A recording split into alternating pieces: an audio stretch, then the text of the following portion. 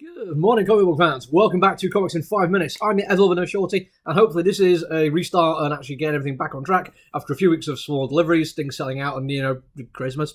And we're going to start with the big release of the, or at least a big one for us, the Exiled.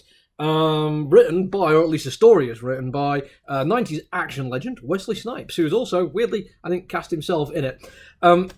And it's not like just he wrote the entire thing. It's worth pointing out this that if you check the credits, we have story Wesley Snipes, Adam Lawson, Keith Aram, script Adam Lawson. So obviously he's had this big idea, and somebody else has then come on and worked into a workable comic script who actually knows how to frame things and write the kind of write it in the way it needs to be done. And I'm going to start by telling you the things I like about this comic book, because it's going to be over quickly.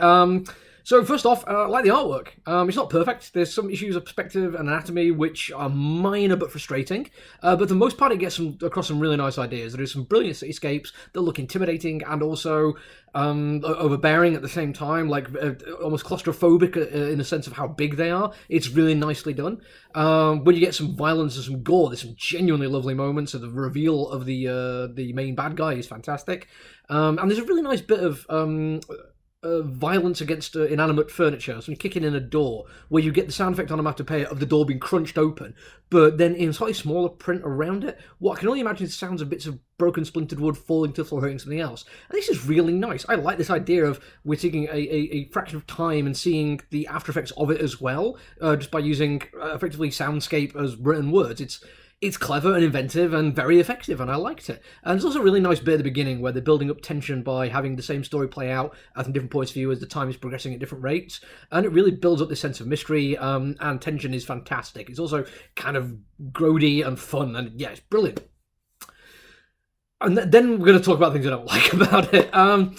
Before we get into this, though, I have to kind of preface a big bit of this. I'm going to be referencing a 90s movie from 92 starring Rutger Hauer, my second favourite Rutger Hauer movie, called Split Second. If you haven't seen it, some of this may not work as well for you, but it's generally the closest I can find to how this comic book has hit me. And that's because the movie is set in London, in the near future London, where Rutger Hauer is this grizzled American cop with a big gun who's hunting down this killer who seems to be like very on the edge, very wired, survives on coffee and cigarettes, and because it's London, he's in the Met, most people seem to take this as just like, oh, he's just an American, and there's kind of some humour there as a result of it. Like, he's not like the hero, really. He's the guy people try and avoid. He's odd. And the humour in it is kind of important, and it made me think of other 90s action movies, Tango and Cash are the one that came to mind, where again, they kind of know what they're doing in this movie, and they have no problem taking the Michael out of themselves in interesting ways. And that was the big moment where I realised this is not the same thing. I feel like it is so earnestly done that the only time you get a sense of it being funny is so accidental, as to be almost sympathetic with them for not realising that they've made a joke here.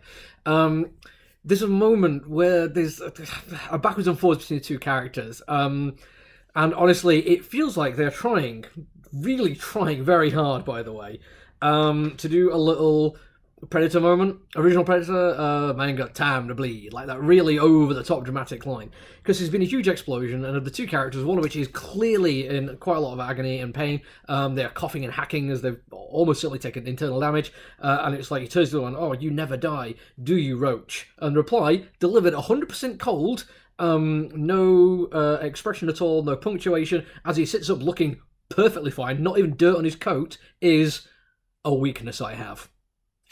Oh, sorry, a weakness of mine. It's trying so hard, and the fact that it's trying so hard means it doesn't realise that is the joke that it's making. That is a silly thing to have said.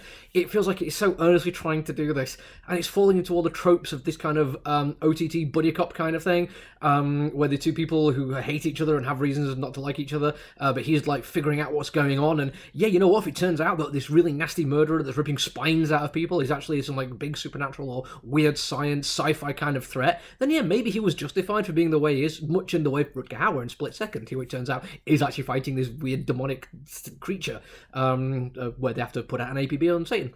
But if it's not, honestly, I'm struggling here, because if it's not, then this is just bad writing. It is completely lacking in self-awareness of the genre tropes it's taking over, and I feel like it's Wesley Snipes just basically having this cool idea. I'm not realizing that 90s movies don't necessarily all age well, and we look back on some of them and think, oof, oh, you won't get that with that nowadays. And it's not due to any kind of problematic content. There's nothing here which rates even close to that. It's simply the fact that that kind of writing, that kind of character, that kind of setting and story just doesn't feel like anything that we'd want to have anything to do with right now. And it's disappointing. Next to a little bonus bit, now past the 5-minute mark, there's a thing in the end for a promo for another comic book they've got coming out. I forgot the name of it, just bear with me. Astrobots. It looks amazing. Looks like a Transformers rip-off, but check out that. That looks genuinely cool. Nice writing, like nice world building. If you're going to buy Exiled, read that. It's great. That's it for me for now, though. We'll come back later on. There will be more reviews this week. There's a whole bunch of stuff that's come out, including stuff I'm generally looking forward to read and some stuff I have no idea what to expect. Either way, it should be an awful lot of fun. Until I see you all again, though, look after each other, everyone. Stay safe. Bye.